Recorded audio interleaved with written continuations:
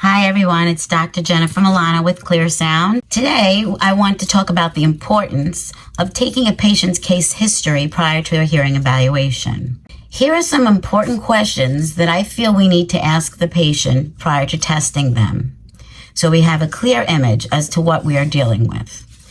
I'd like to start with asking them, have they ever had a hearing test before? If so, when was the last time you had a test? Do you have any results of old tests that they can possibly show us? I asked them if they complain of a hearing loss, and if they do, is it in one ear or is it in both ears? How long have you had this hearing loss? Which ear is worse? I asked that question because if they say one side is worse, then I'd like to say, well, did anything happen on that one side of the body? You have any one-sided illnesses, or a blow to the head, or maybe an accident? Or did you have a lot of ear infections or any type of ear problems that I need to know about? I also ask how long have they had their hearing loss? Is it something new that just happened, a sudden loss, or is it something you've had for years? I ask them if they work in a noisy environment to see if they've been exposed to loud noises. Some construction workers, machine workers, printing workers. These are people that are exposed to loud noises on a daily basis, and I want to know if they're using any type of ear protection during work.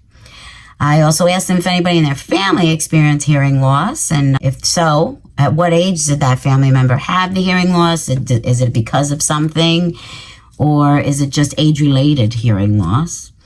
I would also ask them if they ever wore a hearing aid. If so, is it one aid or two aids? And if they have them, they show me the hearing aids, and then we discuss, the type of hearing aid it is, and I ask them how did they do with it? Did they have a good experience with these hearing aids? I also ask them if they have any pain or leakage or fullness feeling in the one or both ears. These are things that shouldn't be overlooked because we also do tests to determine pressure, and I want to know this to see if there's any type of infection or something we're dealing with. I ask them if they're experiencing tinnitus or any noise in their ears or head.